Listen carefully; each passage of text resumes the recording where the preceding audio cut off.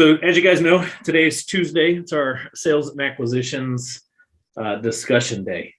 And last week, I kind of put you guys through a little bit of a challenge to get really, really specific on what really comes down to the USP, right? Our unique selling proposition, what makes us unique, what makes us different in our market. I used a little bit of the analogy, especially in the real estate world. And I'm going to speak real estate, even though I know I've got Brett and Dwayne and Roy on here, but you guys are all real estate.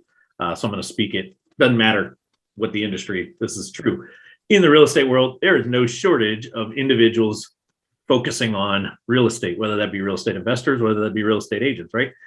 I use the analogy, it's no different than a pizza joint. Domino's came into the scene and exploded as a huge franchise in the pizza world when there was no shortage of pizza places, and there still is no shortage of pizza places today. I've been seeing an advertisement just recently of something Papa John's is doing in the pizza world to try to separate themselves a little bit more. Everybody knows New York is known for their pizza. Well, what has Papa John's done? It's tried to make its own New York style pizza to try to entice people, just to make them think that it's the same. And I know Lorraine would be the first one to argue with me that there's no pizza better than true New York pizza, right? Agreed. What are they trying to be unique with? When Papa John's compares itself to somebody like Little Caesars or Domino's or Pizza Hut or some of the other chains out there, they're like, hey, we've got our New York style over here, kind of thing to entice us in, right? So we talked a lot about the USP last week, and I'm curious, real quick, show of thumbs, how many of you guys put some thought into that? Some of you were already kind of clear. Some of you were pretty clear. Who got way more clear, or who kind of has come up with something that you feel like is the little unique element that you can put on it? I got a thumbs up from Liz. Anybody else?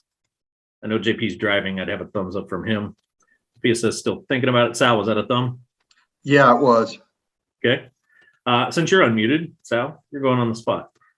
Okay. Well, our USP is that we're local and that we're family owned. We're not a big corporation and big organization. And, you know, what does that mean? The name of our company is Ohana, which in Hawaiian means family. No one gets left behind. So why not use that as our unique selling proposition? One of the things we saw when we started doing probates is that people liked working with us because we were sensitive to the situation, et cetera, et cetera. So the unique selling proposition is we'll take care of you like family. We'll treat you like family. Why work with Ohana? Did you know you have more options? We can help you like we've helped other families, that kind of thing. And we changed a lot of our text messaging from last week to reflect that. It wasn't, and we'll see how it goes.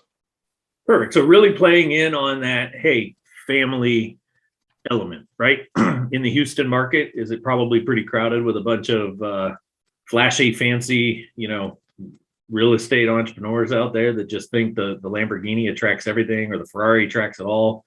And somebody could really quickly feel like just another number, right? Another transaction to the person. So bringing in that family feel. I know they're not on this call, but I've had some people that are like, hey, listen, I was born and raised in this town.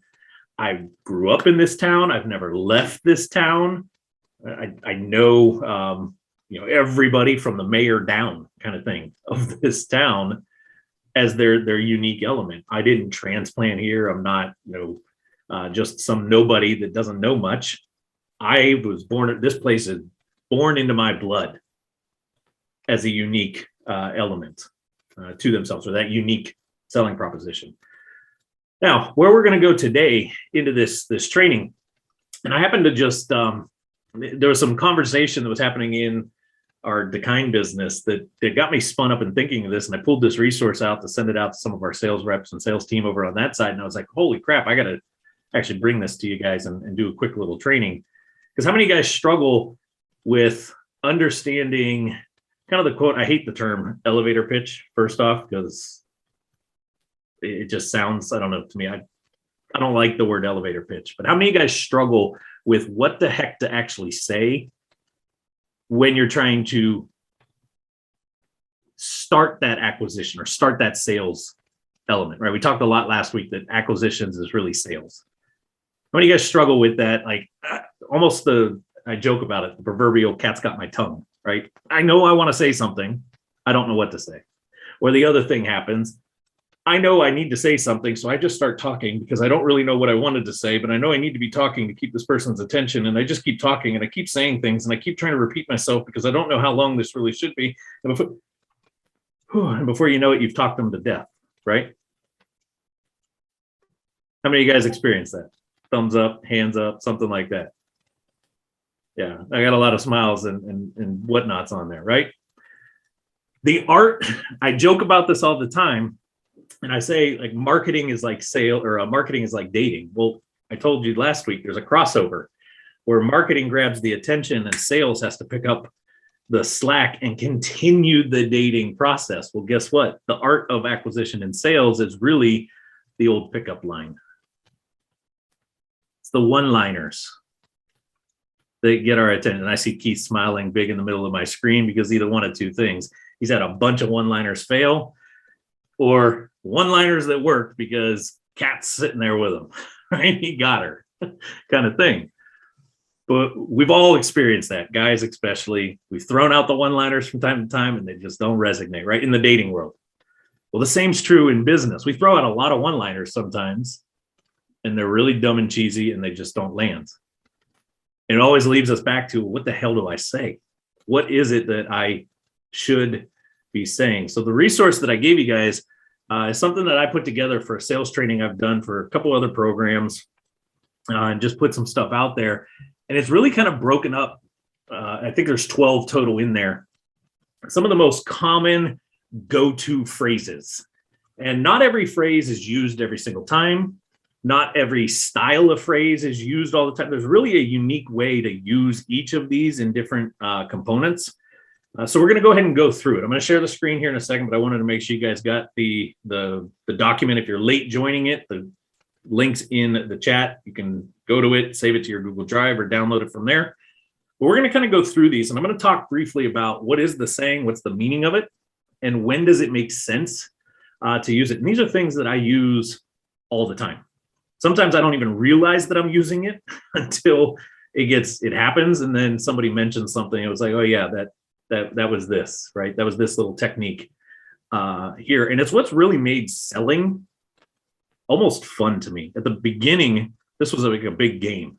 How many of these can I use and when can I use them? And I watched the little power of them happening. And suddenly you start to get addicted to it. So I'm going to go ahead and share the doc. I'm going to try to keep you guys up over here on this other screen. John, I can see you right now while I blow everybody out. You see the document? Thumbs up. Perfect.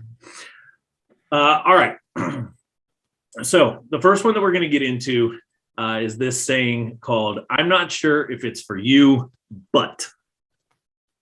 Before I get into kind of the meaning of this or where does something like this work, there's something really powerful in this statement. Who can tell me the one word that is incredibly powerful in this phrase right here? I'm not sure if this is for you, but there's one word that really amplifies it.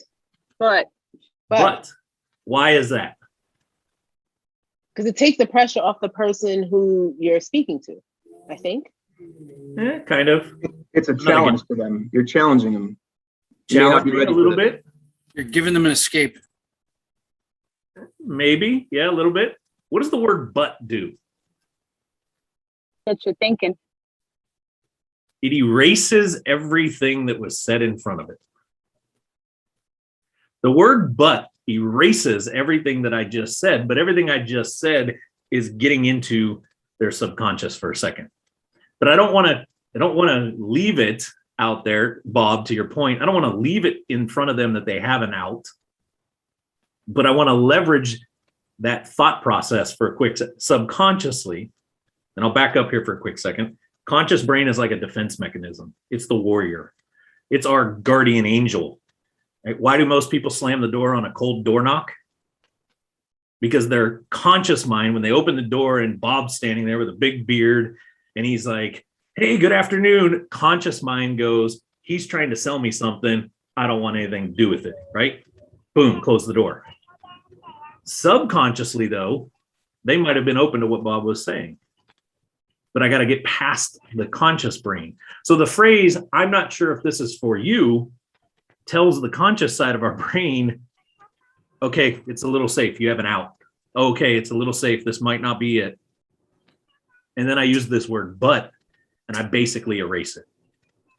So I've gotten past the initial shock and I've opened them up for a second. Does that part make sense so far? Quick little thumbs up. Now, where does this saying of it, I'm not sure if it's for you, but where can it come in? It's great in a cold pitch or setting up something that you want them to actually agree to. Reason why? Nobody ever wants to admit that something's not for them. They don't want to be that person. So by saying, I'm not sure if this is for you, but subconsciously they're going, wait a minute. I mean, I don't want to be the one that this isn't for. Maybe it is for me. And we're getting past and opening that cold pitch opportunity, but we're also setting ourselves up because what do you think comes after the word but? What's coming next?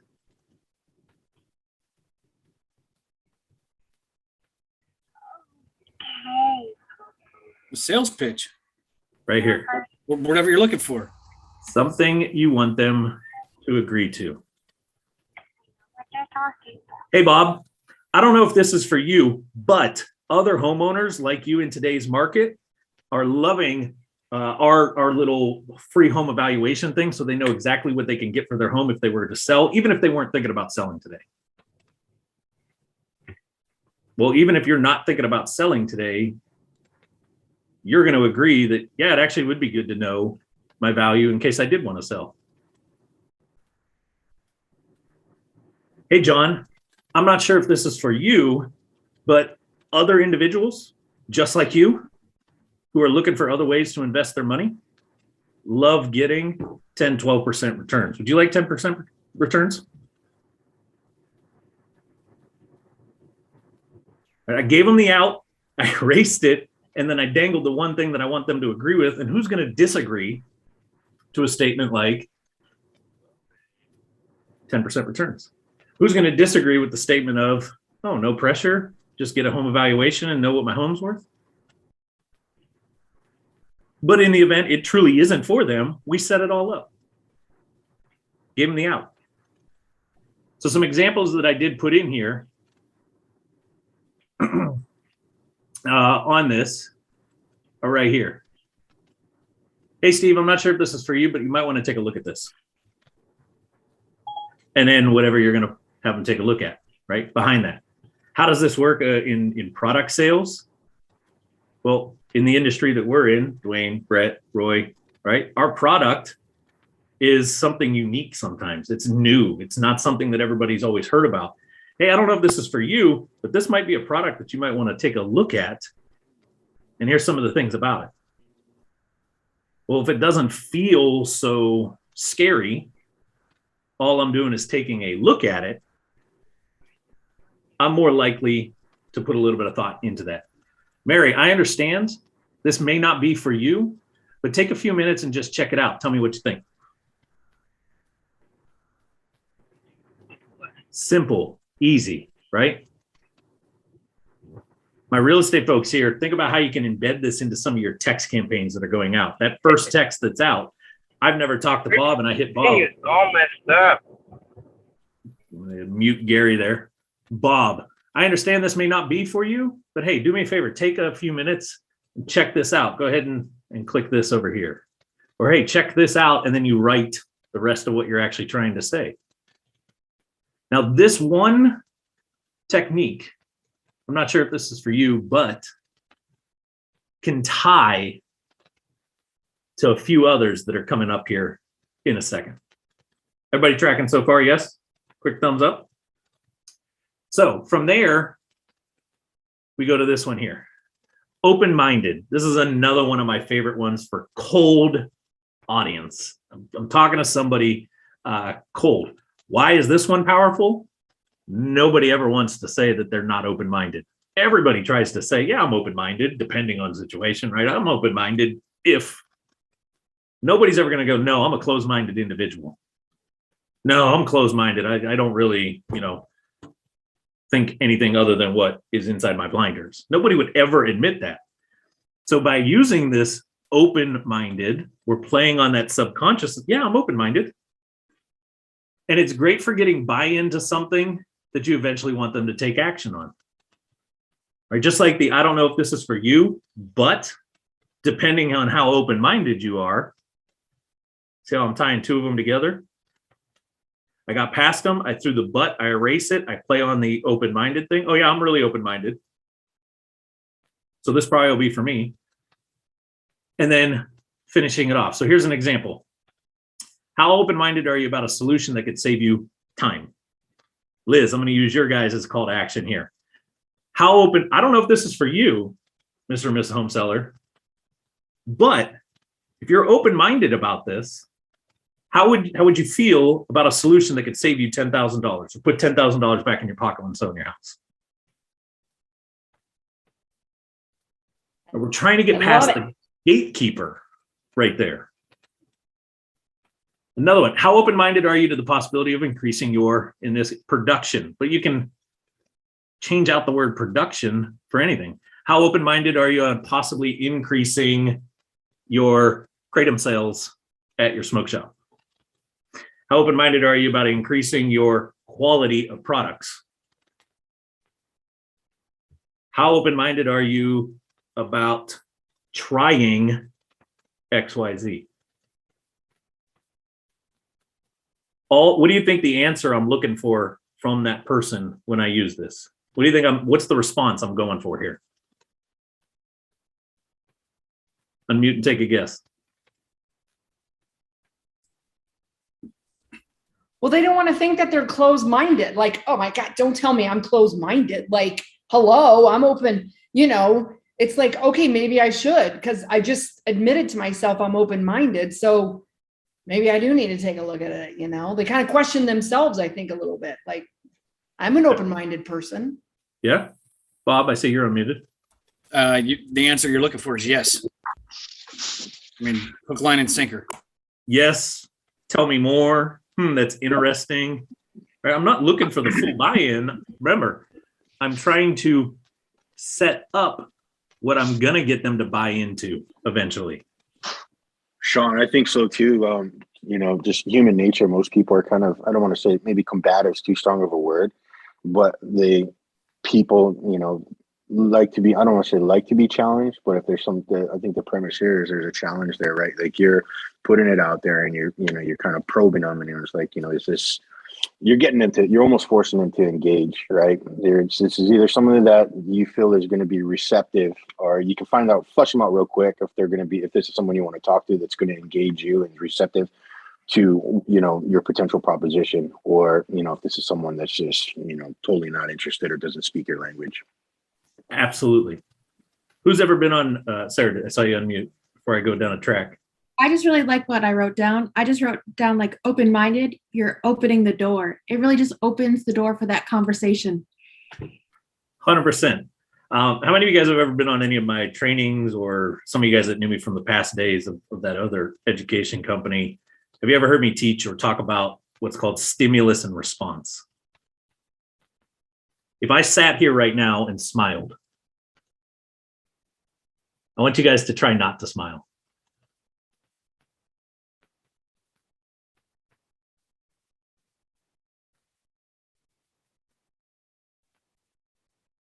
Like Keith can't even do it. He's trying like crazy, but he's just grinning ear to ear, right? What's the stimulus in that? Some of you guys were fighting like crazy, but you're all like, what was the stimulus? Your mug. Me smiling, right? I'm getting all crazy with it. What's the natural response? Can't hold it in. You're going to smile, right? If we were face to face and I put my hand out to shake your hand, what's the natural response? Shake my hand. It'd be really hard if I put my hand in front of you and said, hey, how's it going? Nice to meet you, for you to not want to shake my hand. Naturally, you're just going to grab my hand and start shaking it, right?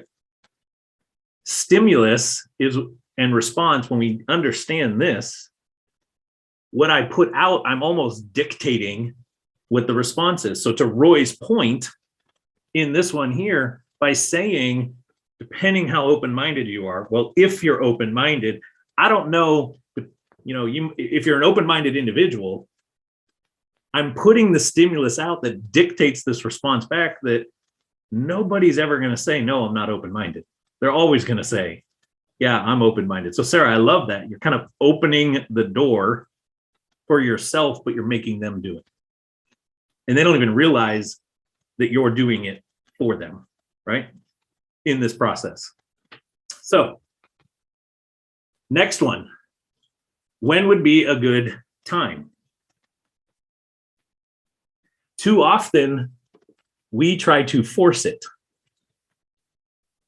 right? We try to force having the conversation. How many of you guys realize like the first time that you throw some liners out to somebody, set some stuff up, probably isn't the best time to try to get too deep into things. All right, we want to tease them a little bit. Well, that's where this line comes in. When would be a good time? This one overcomes that number one challenge of getting your idea heard. It really kind of blocks the excuse, I don't have time for this. Because I'm saying, when's a good time? I didn't say, is today a good time? Is now a good time? Would this work right this minute? I'm asking you, what's a good time for you? This one works really good in follow-ups.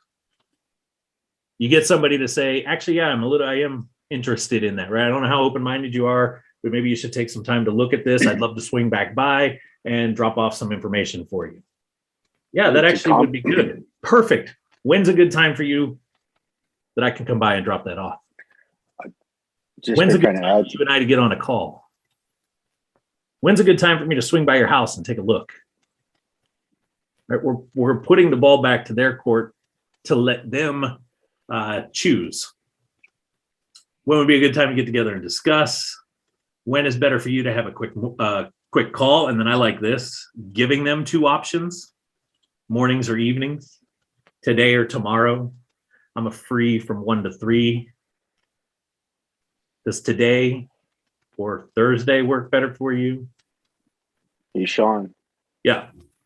I was going to say that it's a good tactic. You just got to be careful because it can blow back in your face because what you're doing now is you're transferring power back over to whoever that person is to allow them to dictate it. A lot of times that could result in like, I don't know, check back in with me, and it could kind of prolong it. What I tend to do is I frame it a little bit differently. It's like, hey, look, I know you're busy right now, right? I know you got all these things going on, and I respect your time. So I know this isn't probably the best time for you. So, and then when you start, if you take advantage of the opportunity of trying to relate with them, because usually in that point, if it's an elevator pitch, they're already distracted, right? You caught their attention, but you're letting them know that you're respecting their time and what they've got going on too, and you're mindful of that. And most people don't even take the time to even acknowledge that. That's usually that even piques them even more. But not only that, but then it also says to them like, shit, this guy's trying to give me some information here. Right. And he's so confident in what he's doing. He's prepared to move on without me. And then there's that FOMO starts to come out, right? They're like, well, shit, let me give him some sort of response here and let him know that I am interested because he may have something that I want to, that may be of interest to me. Or I think you're kind of making my point. Does that make sense? Totally. And that's one way of playing, right? Kind of going back and show in a way, right? But watch this. Gary, I'm going to keep you muted. Watch this, right? Hey, Liz, when would be a good time for us to get together and talk about that a little bit? Liz Backpedals. I don't know. Not really sure. Hey, Liz, totally get it. Like I said before, I'm not sure if this is for you, but if you are a little open-minded about this, right? You see how I'm pushing it right back to, I told you earlier, this might not be for you, and I totally get it if it's not. The other play that I've done with this one before, when somebody backpedals, hey, when would be a good time? No problem, Liz. Totally get it. Kind of going to Roy's point here. Totally understand. You're super busy. Do me a favor. This works really well if you're dealing with like B2B and they've got competition. Do me a favor. Can you tell me, like, who is your number one competitor? They're probably going to throw a name out, right? And then I'd come back with, do you know, is there a good way to get in touch with them? Do you know how to get in touch with them? You see where I'm going with this? Liz is laughing. Because they're Well, it's that fear backpedaling of on this missing out. time. Yeah, And they're fear of missing out. They're worried that you're gonna go somewhere else. And you know, Right. But to your point, Roy, I'll acknowledge, hey, I get it. I get it, Liz. You're totally busy. We're all busy right now. Totally understand. Do me a favor. Who off the top of your head, who's your number one competitor? I don't even have to say what I'm going to do. I'm already planting that seed. Like, I get it, Liz. You're busy. I don't need to bug you. I don't want to force you. Like I said, it might not be for you, but I'm subconsciously seeding to them that I'm going somewhere else, right? Real estate, this can work really, really well when you get to the offer point.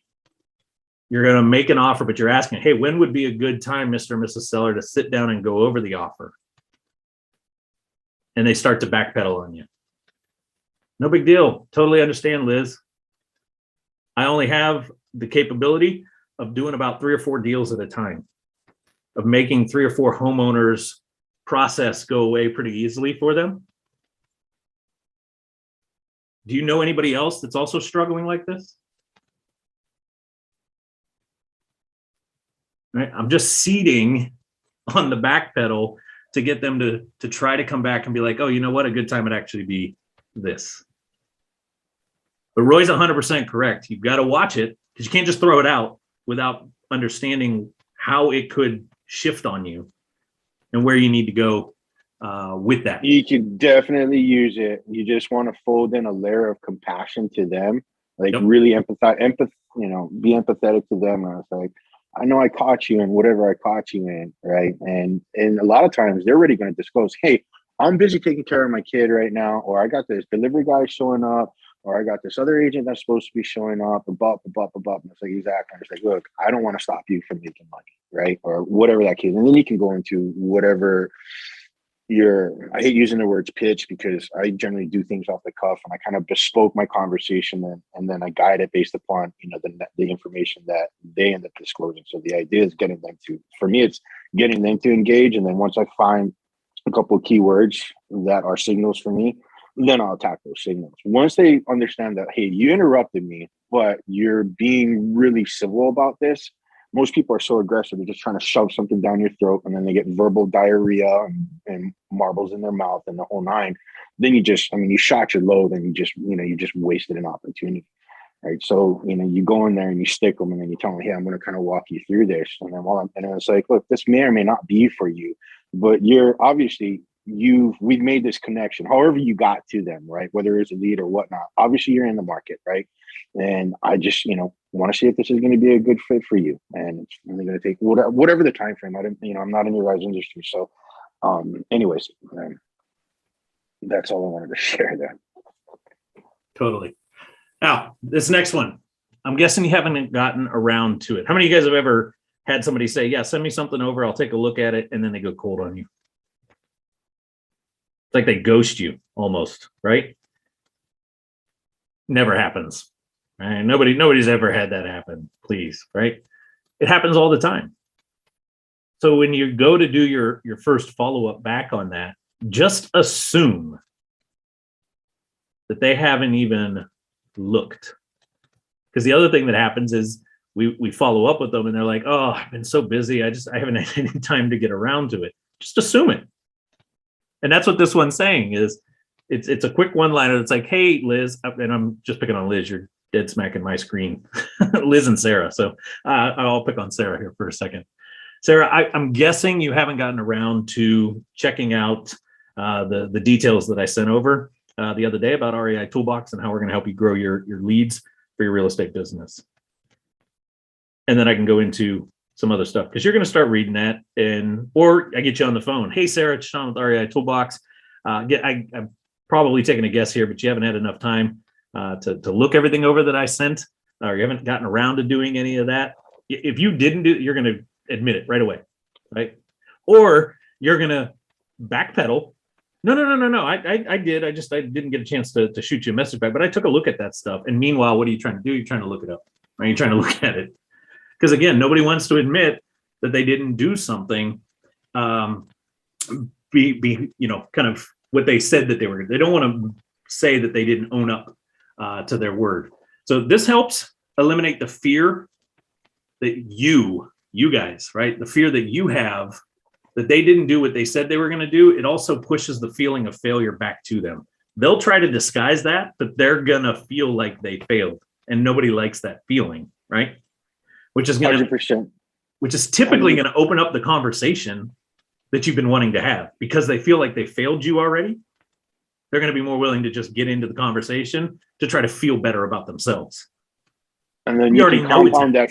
Yeah, and you can compound that feeling of, let's say, remorse, especially from the previous slide, right? When you develop that level of compassion with them. So if they share something like, look, I'm too busy right now to do this. Let's, you're going to send out the information, whatever, then you're going to circle back with them. If you've got any type of personal information from there, any type of intel, like if someone's kid was sick or whatever the case, making arrangements for funerals, whatever, right? Then you can circle back. And I was like, hey, did you get a chance to look at it? No. And I was like, yeah, hey, by the way, how's everything going with so-and-so? Or did that go well for you or whatnot? Then it even makes them feel more remorseful. And they're like, look, this guy actually gives a shit about me. He's taking the time to find out what's going on with me. I can at least extend him the courtesy of saying, hey, look, I didn't have a time because of all of this. Thank you for asking. He's like, let me clear up my calendar for you. And I can squeeze you in for about maybe 15 minutes and then you can walk me through it. 100%. I'm just going to let Roy teach. Sorry, man. You can permanently mute me. It's like, this is all engaging for me. So I'm just gonna shoot. I'm sorry, brother. No, you're good. I love everybody on this call can tell you. I love the interactiveness, and I love people unmuting and talking. I wish more of them would do it on a regular basis. But watch this. Ready? From this one, right? We kind of know, we're kind of assuming, and I love this example right here. Gary, I bet you haven't had time to look over my proposal. Figured I'd check in and see how it's going. Won't be a good time to go over it together. This happens all the time in real estate. We send over some information. We send over, hey, here's kind of where I would be at on an offer for you. Is this kind of in the ballpark kind of thing, right? And we know we're going to follow up with them in a couple of days, maybe a day or two. Hey, Chris, I bet you haven't had time. I know it's probably been a busy, time of year. The year's just getting going. Everything, coming out of the holidays, you're probably trying to enjoy some downtime. Haven't paid attention to your emails, but I wanted to circle back and see when would be a good time to go over everything I sent you. Chris doesn't want to feel like he failed me. He's like, actually, Shawn, I did take a look at that. It was great. All cool. Cool. Any questions about it? I already know he didn't what? I know he didn't look at it. So is he going to be able to have any questions about it? No, this is that whole stimulus response. No, Shawn, actually, everything sounds great. Sweet. When would you like me to write up the contract? I'm assuming the close. I put Chris in a spot where he's kind of controlling this conversation. He just doesn't know that I'm puppeteering him through it. I know he didn't look at it. I follow up with him, assuming that. Chris plays defensive for a second because he doesn't want to feel like he failed to me. And when he gives me the opening that no, there's no questions about what I've sent him, or no, none at this time, Shawn, I'm going to test the close. Sweet. Chris, when would be a good time for me to write that contract up? I had Liz do this last week. She sent a text to somebody and you literally assumed it in the text, right, Liz? Where you just told the guy, where should I send the contract? And he answered back with his email address. She'd been working it, went cold for a little while. Something came through. She kind of hit him up with, hey, I noticed this got taken care of. Where should I go ahead and send the contract over to? His reply back was the email.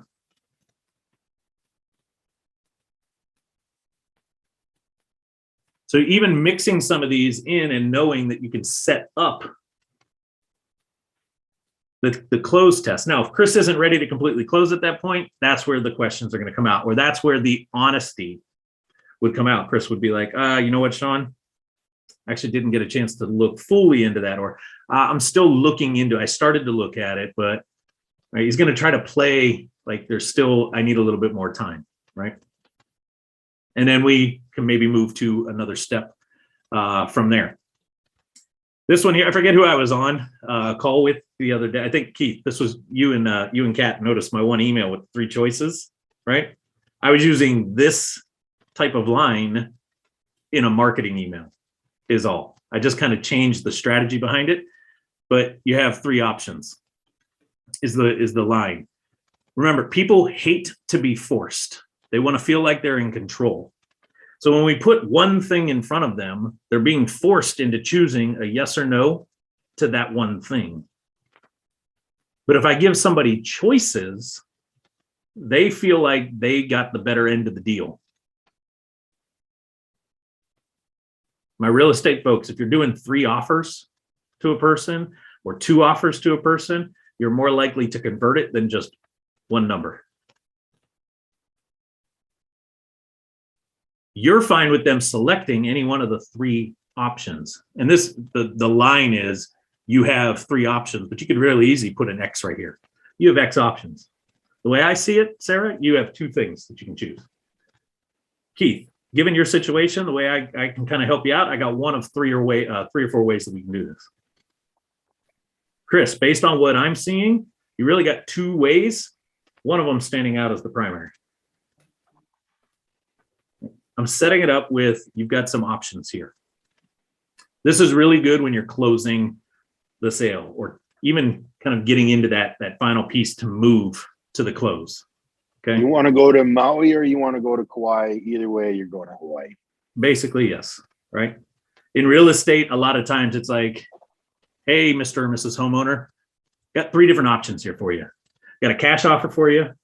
I got a way that you can kind of be the bank and earn a little bit more. And then I got an even better way that's going to make you more money and be able to let us get this done even faster. Either way, you're good with it because it makes sense. You've built these offers out, but they're getting the control, right? They're almost moving themselves into the close and they're not quite sure what they're doing here. I bet you're a bit like me. This is one of my absolute favorite one-liners. My real estate folks, this is like my go-to line for raising funds. Let's see, who do I want to pick on this time? Gene. I used to travel the country, speak like crazy, stay in hotels galore, right? And none of my Fortune Builder folks on here, you guys know, none of the hotels were rinky-dink cheap, Motel 6s. These were all Hiltons, Marriott's, right? Business type hotels. Well, when I'm there for multiple nights in a row, where do you think I spend most of my evenings getting dinner or having a couple cocktails before I go back up to my room? The hotel lounge. I used to say, and I still say to this day, the best place to raise capital is just go start staying at some hotels in your city. You'll be surprised how many opportunities land in your lap.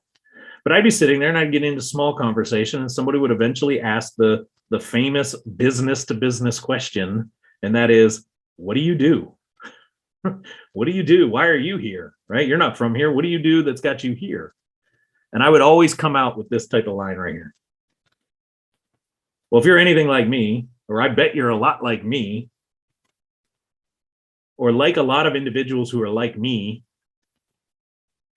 I hate investing in the stock market.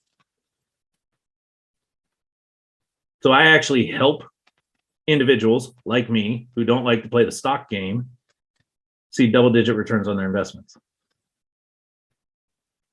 I'm there speaking to teach somebody. You think I was talking about that? No, I was there telling them I help people create double-digit returns.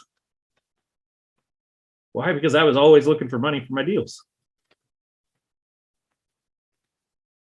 But I inserted me into the equation. Even if I loved doing the stock market, I could play that game, right? Now let's take it to the product. Chris, you're big in the gym. That's why you love our Decine product, right? You're like me, super athletic, active, got a lot of pains from that. Shawn, well, what do you take? What kind of supplements do you use? Well, Chris, if you're a lot like me, you probably got a lot of knee and elbow pains galore from the hours and hours and hours of spending training. I get his buy-in. I'm getting his agreement. I already know he's lifting weights. He's in the gym a lot. He's going to have pains in his knees and his shoulders and his elbows, right? I bet you're a lot like me, Chris. After a long day of working out, you just got pain galore. The one thing that I found that's worked really, really well is this product called Decine Botanicals.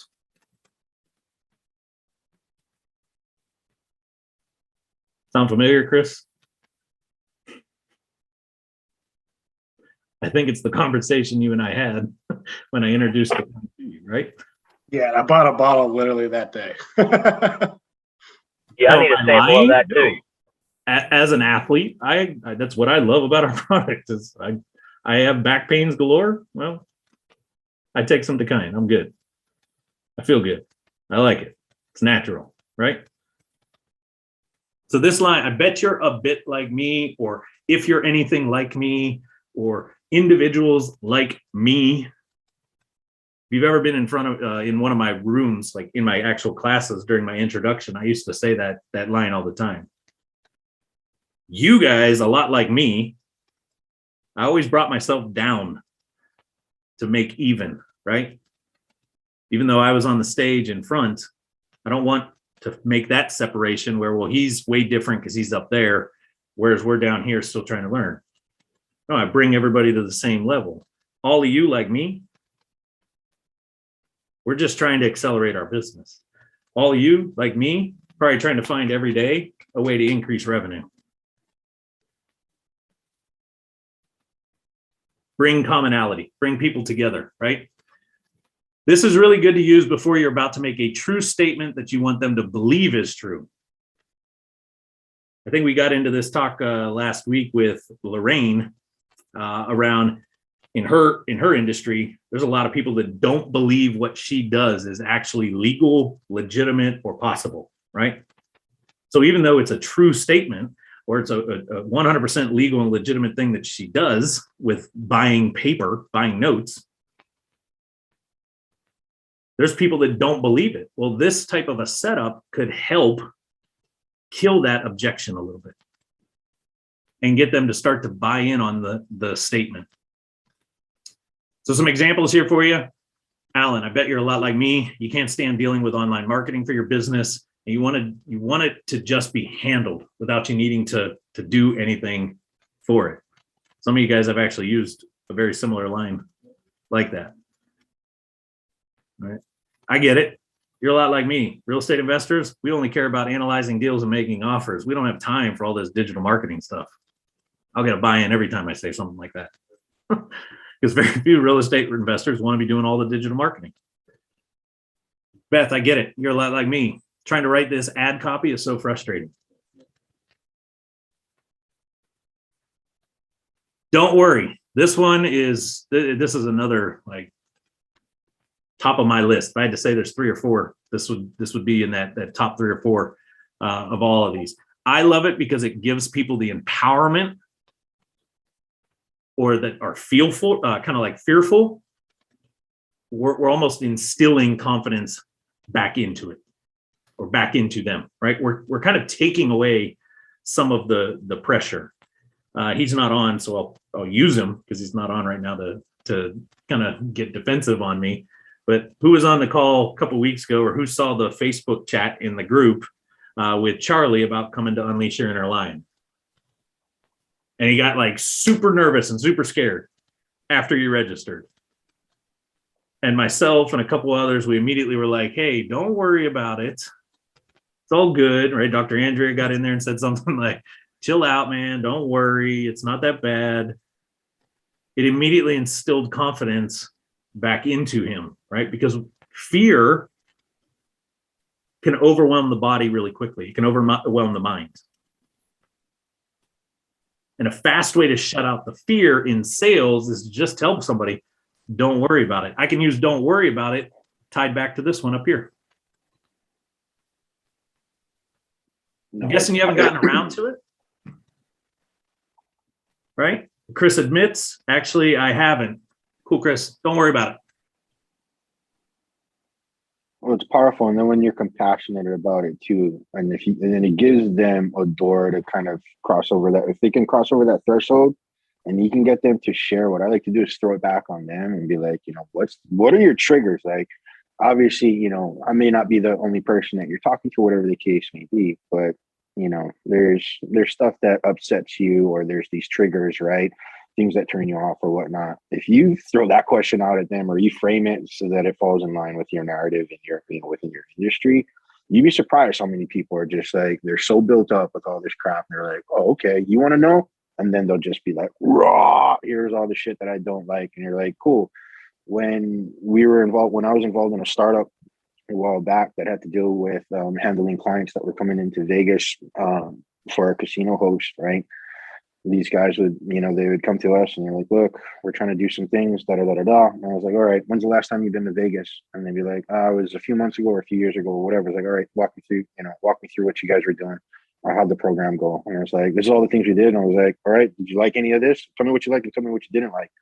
And then right there at that point, you can just easily start moving those pieces on the board and be like, okay, so if I give you this, I give you this, I take away that, and I give you this. What do you think? And it's like, I like that. And then it's like, what if I told you it was going to be X, Y, Z? Done.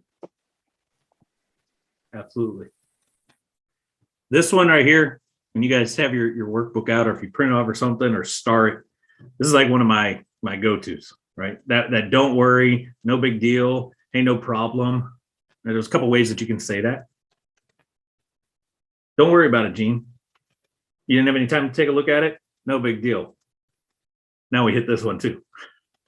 Most people, most real estate investors, most business owners, most shop owners, you can replace the word people, or whatever you're trying to target in there. Most people, this helps kill the indecision that they're about to face, or that they are facing in the moment, right? Something like, Gary, most people do, what most people do in your shoes is start with whatever, right? And I use our real estate stuff as the example here. Gary, what most people do is start with our foundation package. And then in 6 months or so, they kind of move up to our Content Pro package. And then they have the solid foundation built from there when they get more serious.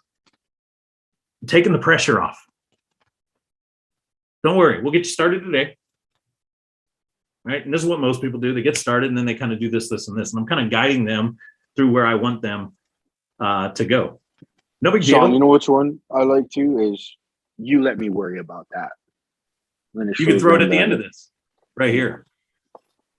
Hey, Roy, don't worry about it. Let me handle all of that. What most people do, what most shop owners do, what most, there you go.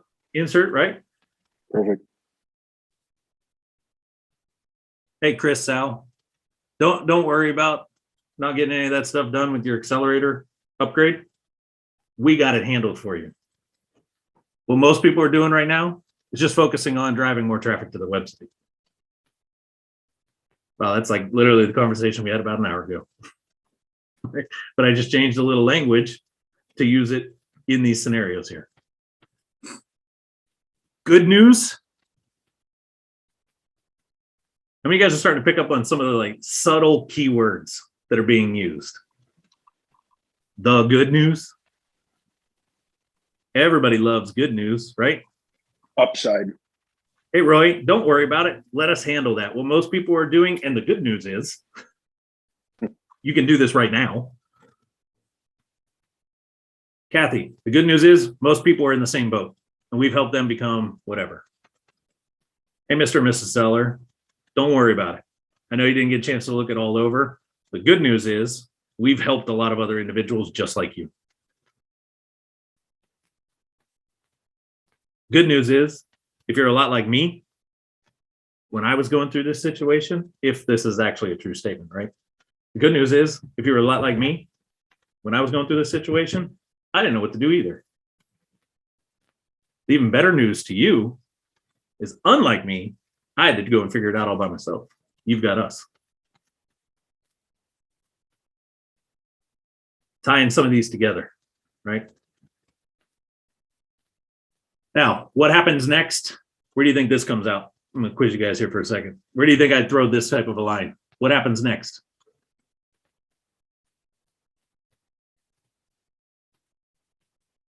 After you've kind of got them to move along, then they're kind of agreeing with you by now, right? And then you're going to now tell them, okay, this is great. Well, what's going to happen next is we're going to set Perfect. up an appointment. We're going to come out and see you. We're going to Commitment. As soon as I get that little bit of commitment, that little bit of agreement, that little bit of I'm in line with you here, I want to just, this line moves them to the next step. I'm not waiting for them to move themselves. I'm just moving them. I got a little bit of I'm on Zoom and I got Bob smiling at me. He's bought in. He's liking the information that I'm throwing out to him. Here it comes, right? Bob, here's what's going to happen next then. Boom, boom, boom. Here's what's going to happen next, Bob. I'm going to shoot you an email. There's going to be an invoice in there. Go ahead and pay the invoice. Go ahead and fill out the welcome form, and the team will take it from there. Right? Don't worry about anything else. Move you right along the track. Now, how many of you guys have ever gotten objections? Like right out of the gate, we'll get objections. This is one of my favorite objection handlers. It's not even a blocker because it doesn't block the objection. Blocking would mean I don't get the objection at all. This one handles the objection. It buys me time to formulate my answer. I don't care what they throw out as the objection, I'm going to come back with, what makes you say that? I do this to Deanna all the time, and she hates it. She'll say something, and I'll be like, that's interesting. Why do you think that? What makes you say that? Why is that what you're thinking?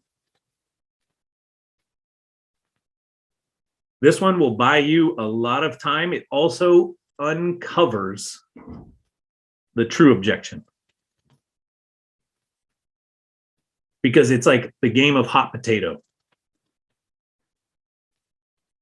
Hey, Sal, I don't know if this is for you, but maybe you should take about 5 minutes. Or if you have about 5 minutes, I'd love to chat with you about X, Y, Z. You throw an objection at me about something. Sal, why do you say that? You haven't even looked at it yet. The real objection comes out, buys me the time, lets me formulate how I want to actually handle what Sal said or where I want to go next with this. Steve, that's an interesting point of view. What makes you say that? Chris, what makes you say that? It's funny, some of your names are actually used in here. You guys got, basic normal names when somebody's trying to put generic examples together. Just out of curiosity, this is a great great one for the objection. I just need some time to think about it. We get that a lot in the real estate world, right? Thanks for the offer. I'm going to need a little bit of time to think about that. This line, just out of curiosity. So some examples, just out of curiosity, what's stopping you from moving forward today? Just out of curiosity, what is it you're not 100% sure about? Out of curiosity, what exactly do you need to kind of marinate on or mull over a little bit in my offer? Out of curiosity, did anything stand out as something you're not okay with in my offer?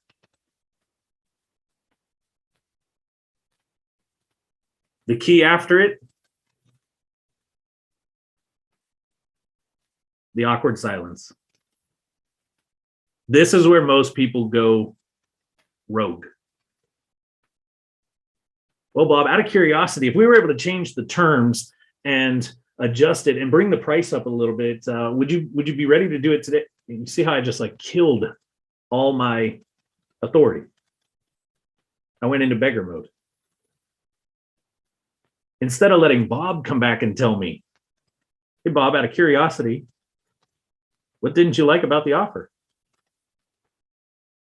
Bob, out of curiosity, why is it you aren't ready to make a decision right now. And the longer I can stay quiet, the more likely I'm to get what they're actually thinking out of them. This is also good when somebody asks, so how does this work? You can say things like, they might say something back to this, right? Well, I'm not sure, how does this work? You can say it works great. What are the results? I get this one a lot. Well, I'm not quite sure if I'm ready to move forward today. Well, out of curiosity, what's stopping you? Well, I don't, what are the results that I'm going to get from the accelerator package? You're going to get good ones. You're going to get great results. Dangling it, keeping them moving forward, right? Keeping them enticed with it.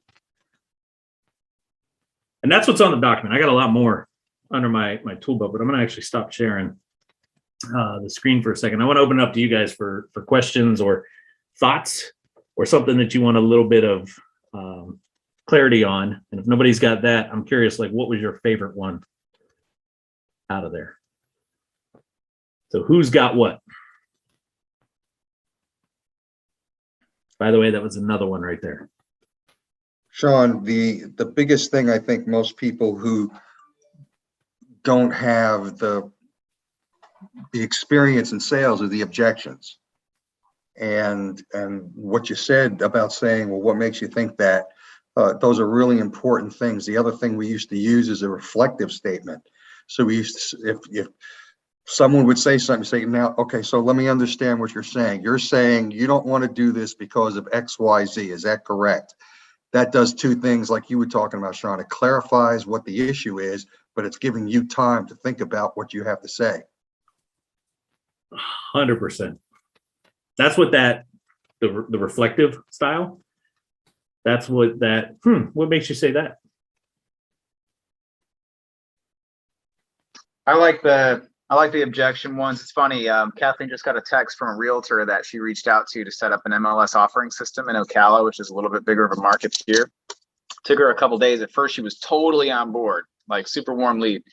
And and then she just sent Kathleen an email and just said, "Hey, Kat, thank you for everything. I'm going to continue selling the homes as I normally do. It was great meeting you." And then she said, "What did you say?"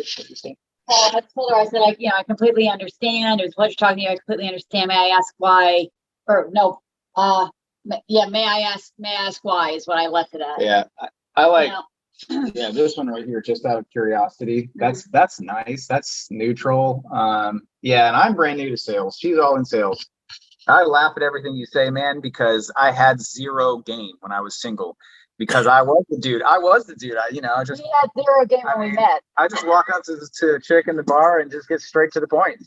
I don't want to waste your time. You don't want to waste my time, which is why I never converted any leads. But she liked that honesty. But yeah, that's why she's a talker. All right, I'm out. Love it. Love it. I love that you're already implementing, Kat. Who else? What was one of your favorites?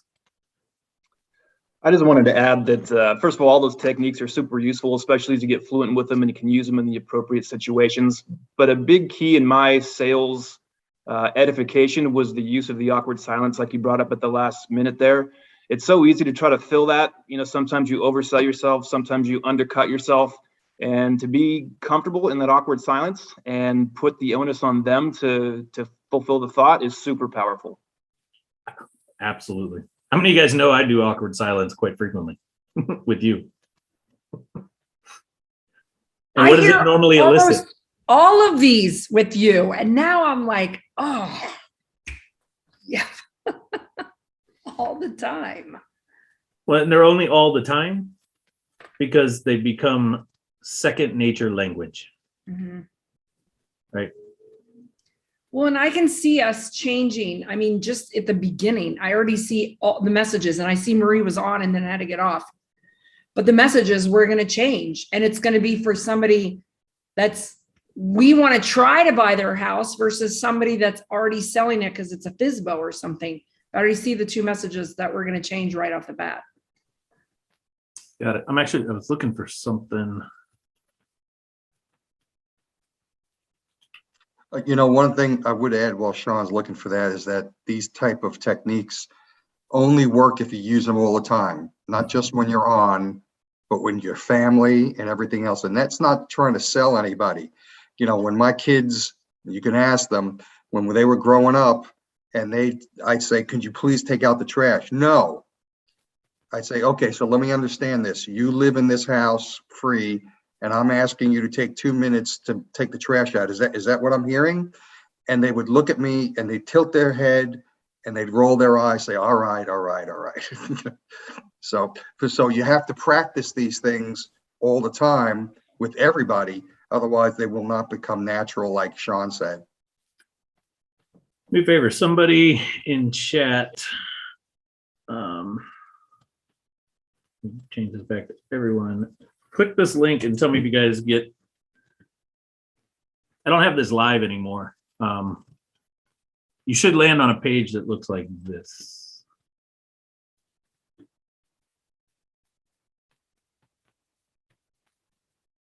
This is like a 50, John's giving me the thumbs up. Okay. This is like a 55-minute or so course that I had out there for another program that was asking me to do some sales stuff with them. All around the 6 steps to handling objections. A couple of you guys just mentioned, your favorite was handling some of the objections that come out. That masterclass will kind of break down a 6-step process. When the key is, though, you got to understand when the objection came out. Because if you miss the objection, you get too deep in, it's really hard to come back into this process to get it to, kind of flow through. And objections are opportunities. We got to change the word. 100%. If they're giving you objections, that means they're still interested. As long as they don't say no and hang the phone up, you're still in the game. 100%. Who else had some favorite ones? Or I know I went over a lot. We're a little over time, but I'll hang out for a few more minutes. Any more wisdom, Sarah, other than opening the door? Shawn, I feel like you took us on an emotional journey tonight. All right. Every time you put up another slide, you invoked a different emotion in us. Okay. And I could watch it on everyone's face. All right. So that's what I feel like. And then I got to slide 11 when you're like, what happens next? And I'm like, what emotion is this? And you created security because you told me what you're going to do next for us. So most of my notes are about the emotion for a customer or a client or somebody in the moment. When should I use these emotional tools to progress the sale? On that note, I love that takeaway there. On that note, Sarah, how do people buy? How do people make decisions? Emotionally or logic? What drives them to the decision? Emotion every day of the week, right? I use this analogy all the time. Logically, I don't need a Lamborghini or a Ferrari. Right? Logically, it makes 0 sense for me to get up and go to the Lamborghini store and buy a Lamborghini. Emotionally, though, damn, that's a sweet car. Thing's pretty fast. It's flashy. I like it. Makes me feel good. Makes me feel like baller, right? Makes me feel powerful. Logically, they'll never make the decision. Emotionally, they will. How do they reconfirm their decision? Logic. The stronger your emotional connection, the less likely of buyer's remorse.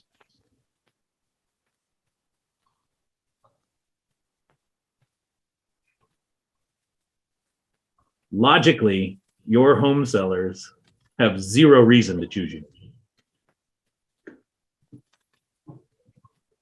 logically, they'll never decide on that. So if all you're doing is focusing on the logic behind what you do and why you do it and why they should pick you, you're going to fight it.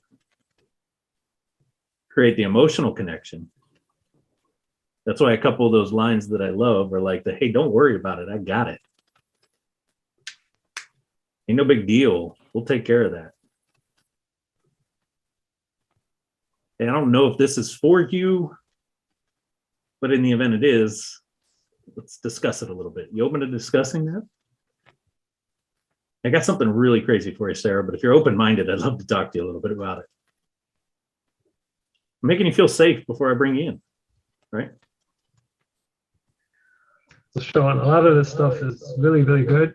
And I put a note in the teams in the chat. It's called "You Can't Teach a Kid to Ride a Bike" in a Seminar. It's by Sandler. It talks about a lot of the psychology of sales. And there's also a book, "I'll Never Split the Difference." I used to think it was all nonsense. And then I started using a lot of that at work when I talk to my boss, physicians, laboratory people. And you don't really have to use all of it. You can just pick and choose one or two things, and I was shocked at how subtle little things you just throw in a sentence starts to work, especially the silence. And This is all verbal, right? Imagine if I started to kind of break down some nonverbal things that you can do. Yeah, I think Eye what really contact, the smiling. Yep. If I'm Mirroring is face-to-face, something the that subtle. I find mirroring really, really, really powerful, and it's very sneaky, but it's a way to take control without the person even realizing it while you're talking. Absolutely. Anybody else got something?